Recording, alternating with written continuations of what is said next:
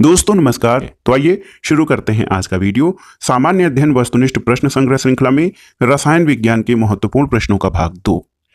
सबसे पहले आइए भौतिक और रासायनिक परिवर्तन से संबंधित महत्वपूर्ण प्रश्नों को सॉल्व करते हैं। दोस्तों प्रश्न है कि भौतिक परिवर्तन यानी फिजिकल चेंज का एक उदाहरण है। ऑप्शन है आपके हवा में चांदी के बर्तनों का काला होना, मोमबत्ती का जलना, दूध से दही बनना या पानी में चीनी का घुलना। तो सही उत्तर है दोस्तों पानी में चीनी का घुलना। ये भौतिक परिवर्तन यानी फिजिकल चेंज का उदाहरण है। भौतिक परिवर्तन किसे कहते हैं?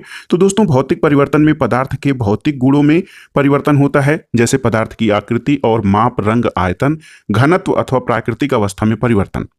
भौतिक परिवर्तन अस्थायी यानी इम्परमानेंट होता है और उत्क्रमणीय यानी रिवर्सिबल होते हैं।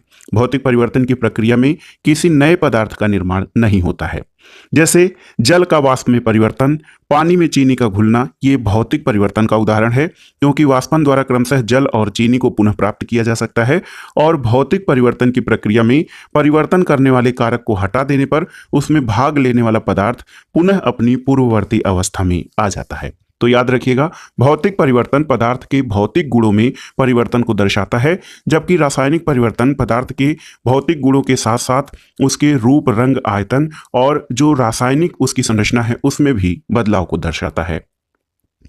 अगला प्रश्न है दोस्तों, ठोस कपूर यानी सॉलिड कंपोर से कपूर वाष्प बनने की प्रक्रिया को क्या कहते हैं? तो उत्तर है दोस्तों ऊर्ध्वपातन। देखिए ऑप्शन डी आपका सही उत्तर है।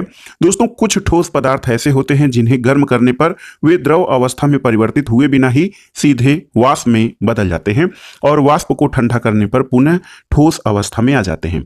ऐसे पदार्थों को सब्लिमेट पदार्थ यानी ऊर्ध्वपातज पदार्थ कहा जाता है और इस प्रक्रिया को ऊर्ध्वपातन कहते हैं। दोस्तों इस विधि के द्वारा कपूर, नेप्थलीन, अमोनियम क्लोराइड आदि पदार्थ शुद्ध किए जाते हैं।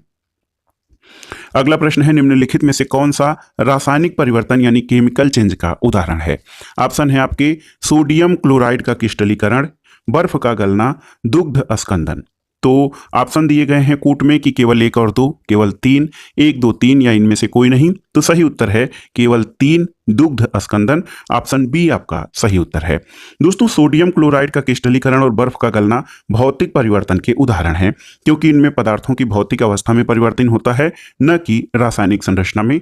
बल्कि दूध का स्कंदन होता है, इसके अलावा लोहे में जंग लगना, दूध से दही बनना और कागज का जलना, ये सभी रासायनिक परिवर्तन के उदाहरण हैं। दोस्तों भौतिक परिवर्तन में जहां केवल रूप, रंग और आकार में परिवर्तन होता है, वहीं रासायनिक परिवर्तन में संरचना और उसके गुणों में भी परिवर्तन आ जाता है। अगला प्रश्न है, निम्नलिखित में कौन सा रासायनिक परिवर्तन यानी केमिकल चेंज का उदाहरण है? ऑप्शन है प्रिज्म से गुजरने पर श्वेत प्रकाश का 7 रंगों में विभक्त होना, सब्जियों को पकाने पर उनका मुलायम हो जाना, गुथी हुई मिट्टी का सूखने पर भंगुर हो जाना और नमक का पानी में घुलना। तो सही उत्तर है ऑप्शन बी, रासायनिक परिवर्तन है सब्जियों को पकाने पर उनका मुलायम हो जाना। दोस्तों रासायनिक परिवर्तन रासायनिक अभिक्रियाओं के परिणाम स्वरूप होते हैं, इसलिए इनमें शामिल यौगिकों अथवा तत्वों के परमाणु स्वयं को पुनर्व्यवस्थित करके नए रासायनिक बंधों का निर्माण करते हैं और परिणाम ये होता है कि भिन्न गुणों वाले नए पदार्थों का निर्माण होता है।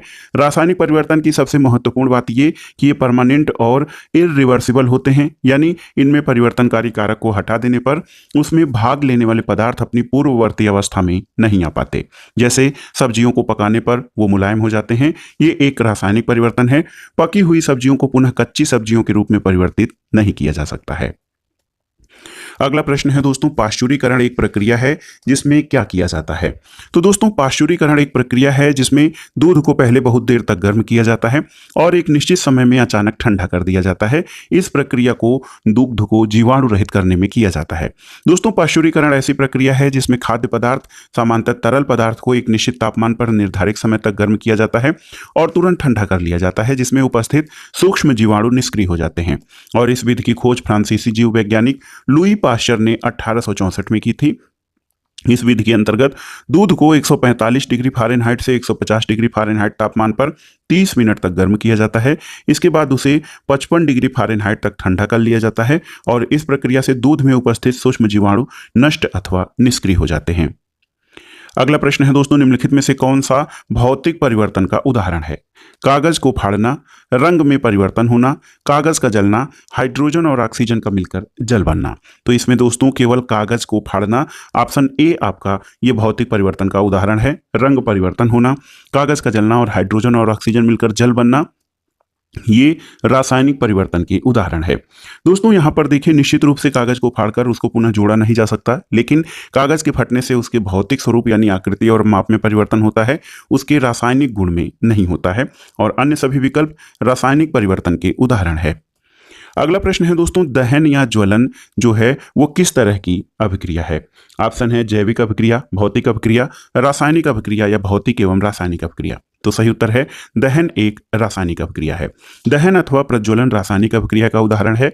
दहन सामान्यतः तब होता है जब कोई दहनशील सामग्री ऑक्सीकारक के साथ क्रिया करके एक ऑक्सीकृत पदार्थ का निर्माण करती है, और इस प्रक्रिया में सामान्यतः हाइड्रोकार्बन और ऑक्सीजन के मध्य अभिक्रिया होती है, जिससे कार्बन डाइऑक्साइड एवं जल का निर्माण होता है। अब आइए आगे कार्बनिक रसायन से संबंधित महत्वपूर्ण प्रश्नों को देखते हैं। दोस्तों देखिए, पहला प्रश्न है कि सभी जैव यौगिकों का अनिवार्य मूल तत्व क्या है? ऑप्शन है आपके नाइट्रोजन, ऑक्सीजन, कार्बन या गंधक। तो सही उत्तर ऑप्शन सी कार्बन। दोस्तों कार्बन जो है प्रत्येक रासायनिक यौगिक जो होता है कार्बनिक अथवा जैव यौगिक कहलाता है, जिसमें कार्बन पाया जाता है, और कार्बन सभी जैव यौगिकों का अनिवार्य मूल तत्व है। कार्बन परमाणु के आपस में जुड़कर श्रृंखला बनाने की प्रवृत्ति के कारण प्रकृति में लाखों कार्बनिक यौगिक पाए जाते हैं, और विश्व के सभी जैव पदार्थ कार्बनिक यौगिकों से निर्मित होते हैं। अगला प्रश्न है दोस्तों, देखिए, कार्बनिक यौगिकों से संबंधित गलत कथन का चयन कीजिए। उनका गलनांक तथा क्वथनांक निम्न होता है, सही है। वे जल में घुलनशील नहीं है, सही है। वे सहज ज्वलनशील नहीं है, ये आपका सही नहीं है। और उनमें मुख्यतः कार्बन और हाइड्रोजन होते हैं, ये भी सही है। दोस्तों कार्बनिक यौगिकों के संबंध में गलत कथन ये है कि वे सहज ज्वलनशील नहीं है, क्योंकि कार्बनिक यौगिक जो है ये सहज ज्वलनशील होते हैं। दोस्तों कार्बनिक यौगिकों का गलनांक और क्वथनांक निम्न होता है। ये सामान्यतः जल में अघुलनशील होते हैं, और कार्बनिक यौगिकों में मुख्यतः कार्बन और हाइड्रोजन उपस्थित होते हैं। इनमें कार्बन के साथ ऑक्सीजन अथवा अन्य तत्व भी हो सकते हैं। कार्बनिक यौगिक सहजता से ज्वलनशील होते हैं। ये वायु में जलकर अथवा अधिक मात्रा में ऊष्मीय ऊर्जा निर्मुक्त करते हैं, इसलिए कार्बनिक यौगिकों को ईंधन के रूप में प्रयुक्त किया जाता है। अगला प्रश्न है दोस्तों, देखिए, बहुत ही महत्वपूर्ण है। जब किसी बंद कमरे में कोयला जलाया जाता है तो कौन सी गैस घुटन और मृत्यु का कारण बनती है? तो सही उत्तर है कार्बन मोनोऑक्साइड, जिसका फार्मूला CO होता है। दोस्तों देखिए, कार्बन मोनोऑक्साइड गैस जो है ये कम ऑक्सीजन की उपस्थिति में कोयले के दहन से उत्पन्न होती है। यह एक रंगहीन, गंधहीन और विषैली गैस होती है। अगला प्रश्न है दोस्तों, हाइड्रोकार्बनों के अणुभारों के बढ़ते अनुक्रम के आधार पर कौन सा सही क्रम है? तो सही क्रम इस प्रकार हो जाएगा मीथेन, एथेन, प्रोपेन और ब्यूटेन। दोस्तों देखिए, हाइड्रोकार्बन के अणुभारों का बढ़ता हुआ अनुक्रम मेथेन यानी CH4, एथेन यानी C2H6, प्रोटेन यानी C3H8 और ब्यूटेन यानी C4H10। हाइड्रोकार्बन कार्बनिक यौगिक हैं जो केवल हाइड्रोजन कार्बन परमाणुओं से मिलकर बने होते हैं। हाइड्रोकार्बन पेट्रोलियम और प्राकृतिक गैस के प्रमुख घटक होते हैं। ये ईंधन और लुब्रिकेंट के रूप में, प्लास्टिक, रेसे, रबर, विस्फोटक और औद्योगिक रसायनों के निर्माण में कच्चे माल के रूप में प्रयोग किए जाते हैं। अगला प्रश्न है दोस्तों, सिगरेट लाइटर में निम्नलिखित में से कौन सी गैस प्रयुक्त होती है? ऑप्शन है ब्यूटेन, मीथेन, प्रोपेन या रेडान। तो सही उत्तर है ब्यूटेन। दोस्तों ब्यूटेन C4H10 ये अति ज्वलनशील रंगहीन गैस है, जिसे सरलता से दबाव डालकर तरलीकृत किया जा सकता है। ब्यूटेन का वाष्प दबाव अपेक्षाकृत कम होता है, इसलिए इसे प्लास्टिक के छोटे दबाव पात्रों में रखना सरल होता है, और उपर्युक्त कारणों से ही इसका उपयोग सिगरेट लाइटरों में किया जाता है। अगला प्रश्न है कि अधोलिखित में से कौन सा कार्बन का अपर रूप नहीं है, आपको बताना है।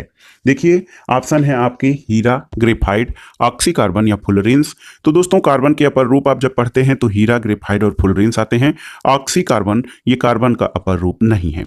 दोस्तों जब एक ही तत्व अनेक रूपों में पाया जाता है तो तत्व के इस गुण को अपरूपता यानी एलोट्रॉफी, और उस तत्व के विभिन्न रूपों को अपरूप कहा जाता है। प्रकृति में कार्बन के मुख्यतः जो अपर रूप पाए जाते हैं उनमें हीरा, ग्रेफाइट, फुलरीन अथवा बंक मिस्टर फुलरीन होता है। Graphene, carbon nanotubes, lonsdaleite और क्यू कार्बन है। हीरा सर्वाधिक कठोर पदार्थ है। जबकि ग्रेफाइट सबसे मुलायम पदार्थ है। ग्रेफाइट का उपयोग पेंसिल का लेड बनाने में किया जाता है। और फुलरीन अमेरिकी आर्किटेक्ट बंकमिंस्टर फुलर द्वारा डिजाइन किए गए जियोडेसिक गुंबद जैसे प्रतीत होते हैं, जिनमें कार्बन परमाणु फुटबॉल के रूप में व्यवस्थित होते हैं। तो याद रखिएगा, हीरा, ग्रेफाइट और फुलरीन, इसके अलावा ग्रेफीन, कार्बन नैनोट्यूब, ये कार्बन के अपरूप हैं। अगला प्रश्न है दोस्तों, कार्बन के संदर्भ में निम्नलिखित कथनों में से कौन से सही हैं? कार्बन पर आधारित सभी संरचनाएं सजीव होती हैं, ये सही नहीं है। अधिकांश कार्बनिक यौगिक अच्छे विद्युत चालक नहीं होते हैं, ये सही है। तो दोस्तों ऑप्शन देखिए, इसमें केवल एक, केवल दो, एक दो दोनों, न तो एक न दो। तो ऑप्शन बी आपका सही है, केवल दो कथन, जो दूसरा कथन है ये आपका सही है। अगर व्याख्या देखें तो सभी सजीव संरचनाएं कार्बन पर आधारित होती हैं, लेकिन कार्बन पर आधारित सभी संरचनाएं सजीव नहीं होती हैं। कार्बनिक यौगिकों में सहसंयोजी बंध पाए जाते हैं, जिनमें मुक्त इलेक्ट्रॉन नहीं पाए जाते हैं, जबकि विद्युत संवहन के लिए मुक्त इलेक्ट्रॉनों का होना जरूरी है। इसलिए अधिकांश कार्बनिक यौगिक अच्छे विद्युत चालक नहीं होते हैं। तो सही उत्तर केवल दो हो जाएगा। अगला प्रश्न है दोस्तों, निम्न में से शुष्क बर्फ किसे कहा जाता है, यानी ड्राई आइस? तो उत्तर है ठोस कार्बन डाइऑक्साइड को। दोस्तों ठोस कार्बन डाइऑक्साइड को शुष्क बर्फ या शुष्क हिम कहा जाता है, ड्राई आइस। ये गर्म करने पर द्रव अवस्था में बदले हुए बिना सीधे गैस में परिवर्तित हो जाती है और शुष्क बर्फ जमे हुए खाद्य पदार्थों को परिरक्षित करने के लिए शीतलक के रूप में प्रयोग की जाती है। और इसके अतिरिक्त शुष्क बर्फ का प्रयोग कृत्रिम वर्षा में भी किया जाता है। इसका तापमान सामान्य बर्फ के तापमान से कम होता है। अगला प्रश्न है दोस्तों, केवल कार्बन और हाइड्रोजन वाले कार्बनिक यौगिक निम्नलिखित में से क्या कहलाते हैं? तो आप जानते हैं, केवल हाइड्रोजन और कार्बन वाले यौगिक हाइड्रोकार्बन कहलाते हैं। हाइड्रोजन और कार्बन से बने यौगिक हाइड्रोकार्बन हैं। हाइड्रोकार्बनों के सबसे प्राकृतिक स्रोत पेट्रोलियम और प्राकृतिक गैस हैं। दोस्तों हाइड्रोकार्बन दो प्रकार के होते हैं, एक तो सेचुरेटेड और दूसरे अनसेचुरेटेड, यानी संतृप्त और असंतृप्त हाइड्रोकार्बन। संतृप्त हाइड्रोकार्बन एल्केन कहलाते हैं, जिनमें कार्बन परमाणु एकल बंध द्वारा जुड़े होते हैं। असंतृप्त हाइड्रोकार्बन दो रूपों में होते हैं, एक तो एल्कीन जिनमें कार्बन परमाणु द्विआबंध द्वारा जुड़े होते हैं और दूसरे एल्काइन जिनमें कार्बन परमाणु त्रिआबंध द्वारा जुड़े होते हैं। अगला प्रश्न है, निम्नलिखित में से कौन केवल कार्बन से बना हुआ है? देखिए, केवलार, लेक्सान, ग्रेफीन या स्पाइडर सिल्क। तो सही उत्तर ग्रेफीन हो जाएगा। ग्रेफीन कार्बन का अपरूप है। इसमें जालीदार खटकोड़ी संरचना, जो कि मधुमक्खी के छत्ते के समान होती है, उसमें जुड़े कार्बन परमाणुओं की एकल परत पाई जाती है। ग्रेफीन कार्बन के अन्य अपरूपों हीरा, ग्रेफाइट, चारकोल, फ्लोरोल आदि का आधारभूत तत्व होता है। तो याद रखिएगा, केवल कार्बन से बना हुआ पदार्थ ग्रेफीन है। अगला प्रश्न है, निम्नलिखित तत्वों के समूहों में कौन सा एक पृथ्वी पर जीवन की उत्पत्ति के लिए मूलतः उत्तरदायी था? ऑप्शन देखिए, इसमें सही ऑप्शन हो जाएगा कार्बन, हाइड्रोजन और नाइट्रोजन। ऑप्शन बी आपका सही उत्तर हो जाएगा।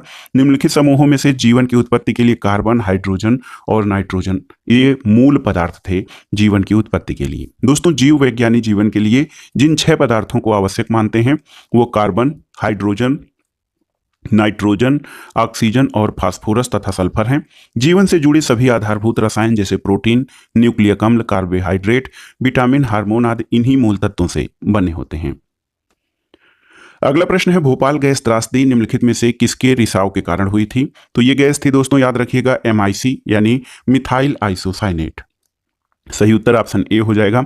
दोस्तों भोपाल में यूनियन कार्बाइड इंडियन लिमिटेड के कीटनाशक संयंत्र से मिथाइल आइसोसाइनेट CS3NCO गैस के रिसाव से 2-3 दिसंबर 1984 के कारण भोपाल गैस त्रासदी हुई थी।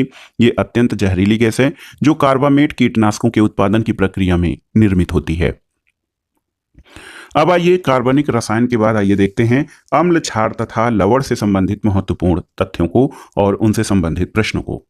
पहला प्रश्न है दोस्तों, pH मान दर्शाता है क्या? तो सही उत्तर है pH मान किसी घोल के अम्लीय या क्षारीय होने का सूचक होता है। तो याद रखिएगा pH मान जो है पोटेंशियल ऑफ हाइड्रोजन, ये किसी घोल के अम्लीय या क्षारीय होने का मूल्यांक दर्शाता है। दोस्तों pH एक पैमाना है जिसे किसी विलयन या पदार्थ की अम्लीयता और क्षारीयता का स्तर दर्शाया जाता है। pH पैमाने पर मूल्यांकों का मान 0 से 14 होता है और ऐसे विलयन जिनका pH मान 7 से कम होता है वे अम्लीय होते हैं, जिनका pH मान 7 से अधिक होता है वो एल्केलाइन यानी क्षारीय होते हैं। और दोस्तों उदासीन विलयन का pH मान 7 होता है। शुद्ध जल ये उदासीन विलयन का महत्वपूर्ण उदाहरण है। अगला प्रश्न है कि एक विलयन लाल लिटमस को नीला कर देता है, विलयन का pH मान कितना होता है, कितना होगा? तो देखिए दोस्तों, आप जानते हैं कि प्रयोगशाला में अम्ल और क्षारों के परीक्षण के लिए लाल और नीले लिटमस पेपर का प्रयोग किया जाता है। देखिए दोस्तों, लिटमस पत्र जो है ये 4.5 से कम पीएच मान पर तथा 8.3 से अधिक पीएच मान पर रंग परिवर्तित करता है। अम्लीय विलयन नीले लिटमस को लाल कर देता है और क्षारीय विलयन लाल लिटमस को नीला करता है। तो क्षारीय विलयन लाल लिटमस को नीला कर देता है, इसका मतलब ये कि इसका पीएच मान 7 से अधिक होगा। तो सही उत्तर हो जाएगा 2 का ऑप्शन डी कि 7 से अधिक यानी 8 या 8.1, 7.5, जिस विलयन का पीएच मान 7 से अधिक होगा वो लाल लिटमस को नीला कर पाएगा। इसमें ऑप्शन में कोई भी ऑप्शन ऐसा नहीं है, इसलिए उपर्युक्त में से कोई नहीं हो जाएगा। दोस्तों, जो यहाँ पर देख सकते हैं आप, क्षारीय विलयन लाल लिटमस को नीला करते हैं और ये 8.3 से अधिक पीएच मान प्रदर्शित करता है। अगला प्रश्न है, किस अम्ल में ऑक्सीजन नहीं पाई जाती है? ऑप्शन है nitric acid, sulphuric acid, hydrochloric acid या उपर्युक्त सभी। तो नाइट्रिक एसिड का फार्मूला क्या होता है दोस्तों? HNO3। सल्फ्यूरिक अम्ल का H2SO4 होता है। हाइड्रोक्लोरिक अम्ल का HCl होता है। तो यही उत्तर आपका सही हो जाएगा, ऑप्शन सी। हाइड्रोक्लोरिक अम्ल में केवल हाइड्रोजन और क्लोरीन होता है, ऑक्सीजन की उपस्थिति इसमें नहीं होती है। अगला प्रश्न है दोस्तों, स्वर्णकारों द्वारा प्रयोग किया जाने वाला एक्वा रेजिया या अम्लराज किसको मिलाकर बनाया जाता है? सही उत्तर है नाइट्रिक एसिड और हाइड्रोक्लोरिक अम्ल को। दोस्तों देखिए, नाइट्रिक एसिड HNO3 और हाइड्रोक्लोरिक एसिड यानी HCl को मिलाकर एक्वा रेजिया बनाया जाता है। और आप जानते हैं कि अम्लराज अथवा एक्वा रेजिया नाइट्रिक अम्ल यानी सांद्र नाइट्रिक एसिड और हाइड्रोक्लोरिक एसिड का 1 और 3 के अनुपात में मिश्रण होता है। ये पीले नारंगी रंग का द्रव है जिसमें से धुआं निकलता रहता है और स्वर्णकारों द्वारा आभूषण निर्माण की प्रक्रिया एक्वा रेजिया का प्रयोग किया जाता है, क्योंकि ये सोना, चांदी, प्लेटिनम जैसी नोबल धातुओं को भी गलाने की क्षमता रखता है। अगला प्रश्न है दोस्तों, किस गैस के कारण पावरोटी या केक फूलकर मुलायम और स्पंजी हो जाते हैं? ऑप्शन है नाइट्रोजन, ऑक्सीजन, क्लोरीन या कार्बन डाइऑक्साइड। तो सही उत्तर है ऑप्शन डी, कार्बन डाइऑक्साइड। दोस्तों, पावरोटी या केक या अन्य खाद्य पदार्थों को तैयार करने की प्रक्रिया बेकिंग पाउडर में बेकिंग सोडा, टार्टरिक अम्ल, कार्न स्टार्च का मिश्रण मिलाया जाता है। जब बेकिंग पाउडर को गर्म किया जाता है या जल में मिलाया जाता है तो ये बेकिंग सोडा या टार्टरिक अम्ल की अभिक्रिया से कार्बन डाइऑक्साइड गैस उत्पन्न होती है, जिसके परिणाम स्वरूप पावरोटी या केक फूलकर मुलायम और स्पंजी हो जाते हैं। अगला प्रश्न है दोस्तों, बहुत ही महत्वपूर्ण है। एक अज्ञात गैस जल में शीघ्रता से घुल जाती है। गैस युक्त जलीय घोल में लाल लिटमस नीला हो जाता है। यह गैस हाइड्रोजन क्लोराइड के साथ सफेद धूम्र भी उत्पन्न करती है। ये अज्ञात गैस क्या है? ऑप्शन है sulphur dioxide, nitric hydroxide, ammonia या कार्बन मोनोऑक्साइड। तो सही उत्तर है ऑप्शन सी, अमोनिया। दोस्तों, अमोनिया या NH3 एक तीक्ष्ण गंध वाली रंगहीन गैस है। अमोनिया के जलीय घोल को लीकर अमोनिया कहा जाता है, जो क्षारीय प्रकृति का होता है, इसलिए लाल लिटमस नीला हो जाता है। अमोनिया हाइड्रोजन क्लोराइड के साथ अभिक्रिया करके सफेद धुआं के रूप में अमोनियम क्लोराइड गैस उत्पन्न करती है, जो ठंडे होने पर अमोनियम क्लोराइड के क्रिस्टल में बदल जाती है। तो याद रखिएगा, जल में शीघ्रता से घुलती है और गैस युक्त जलीय घोल में लाल लिटमस नीला हो जाता है, और ये हाइड्रोजन क्लोराइड के साथ अमोनियम क्लोराइड का सफेद धुआं उत्पन्न करने वाली गैस अमोनिया है। अगला प्रश्न है दोस्तों, जल में कार्बन डाइऑक्साइड प्रवाहित करने पर बना सोडा वाटर क्या होता है? ऑक्सीकारक, क्षारीय प्रकृति का, अपचायक या अम्लीय प्रकृति का?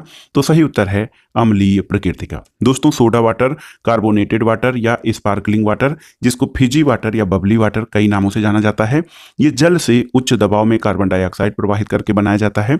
सोडा वाटर का पीएच मान 3 से 4 के बीच होता है, इसलिए ये अम्लीय प्रकृति का होता है।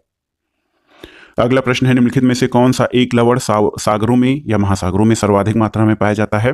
तो दोस्तों, महासागरों में सर्वाधिक मात्रा में सोडियम क्लोराइड लवण पाया जाता है। समुद्री जल में 96.5% लवण और अन्य पदार्थों का जटिल मिश्रण होता है। 1 लीटर समुद्री जल में लगभग 35 ग्राम लवण पाए जाते हैं और इनमें सर्वाधिक मात्रा सोडियम क्लोराइड की होती है। और सोडियम क्लोराइड को साधारण नमक या खाने वाले नमक के रूप में भी इसका प्रयोग किया जाता है। और आप जानते हैं कि बृहद स्तर पर समुद्री जल के वाष्पीकरण द्वारा नमक उत्पादन किया जाता है। अगला प्रश्न है दोस्तों, कौन सा तत्व सभी अम्लों में निश्चित रूप से उपस्थित होता है? तो बताने की आवश्यकता नहीं है, हाइड्रोजन। हाइड्रोजन तत्व दोस्तों ये सभी अम्लों में निश्चित रूप से उपस्थित होता है। इसके कारण धातुओं के साथ अपक्रिया करने पर लगभग सभी अम्ल हाइड्रोजन गैस उत्पन्न करते हैं। अगला प्रश्न है दोस्तों, रासायनिक उर्वरकों के अत्यधिक प्रयोग से मृदा पर पड़ने वाले प्रभावों और उनके उपचार के संदर्भ में निम्नलिखित कथनों में कौन सा सही है। कथन एक है कि रासायनिक उर्वरकों के अधिक प्रयोग से मृदा अम्लीय हो जाती है, ये सही है। और अत्यधिक अम्लीय मृदा को उदासीन करने के लिए उसमें जैव पदार्थ मिलाए जाते हैं, ये सही नहीं है। तो दोस्तों इसमें केवल ऑप्शन एक आपका सही है। विस्तार में अगर जो व्याख्या देखें तो रासायनिक उर्वरकों का अत्यधिक प्रयोग मृदा को अम्लीय बना देता है, और यदि मृदा अधिक अम्लीय अथवा क्षारीय हो वो पौधों की वृद्धि के लिए अच्छी नहीं होती है। अत्यधिक अम्लीय मृदा के उपचार के लिए बिना बुझा हुआ चूना यानी कैल्शियम ऑक्साइड अथवा बुझा हुआ चूना कैल्शियम हाइड्रोक्साइड का प्रयोग किया जाता है। इसके विपरीत मृदा की क्षारीयता को कम करने के लिए जैव पदार्थों का उपयोग किया जाता है। जैव पदार्थ मृदा में अम्ल रिलीज करते हैं जो मृदा की क्षारीय प्रकृति को उदासीन करता है। तो याद रखिएगा दोस्तों, रासायनिक उर्वरकों से मृदा अम्लीय हो जाती है, और अत्यधिक अम्लीय मृदा को उदासीन करने के लिए उसमें जैव पदार्थ नहीं बल्कि कैल्शियम हाइड्रोक्साइड या कैल्शियम ऑक्साइड मिलाया जाता है। अगला प्रश्न और आज का जो प्रैक्टिस सेट है इसका आखिरी प्रश्न है दोस्तों, निम्नलिखित में से कौन सा पदार्थ जल की अस्थायी कठोरता का मुख्य कारण है। तो उत्तर है कैल्शियम सल्फेट यानी CaSO4। दोस्तों जल की कठोरता दो प्रकार की होती है, एक तो अस्थायी और एक अस्थायी कठोरता। जल की कठोरता उसमें घुले हुए मैग्नीशियम और कैल्शियम आयनों के कारण होते हैं, और जल की अस्थायी कठोरता इसमें घुले कैल्शियम सल्फेट के कारण होती है, जो जल को उबालने पर भी समाप्त नहीं होती है। दोस्तों जल की अस्थायी कठोरता इसमें घुले हुए कैल्शियम हाइड्रोजन कार्बोनेट के कारण होती है, जो जल को उबालने पर समाप्त हो जाती है। तो दोस्तों ये था वीडियो, आपको कैसा लगा हमें कमेंट बॉक्स में जरूर बताइएगा। वीडियो देखने के लिए धन्यवाद दोस्तों, नमस्कार।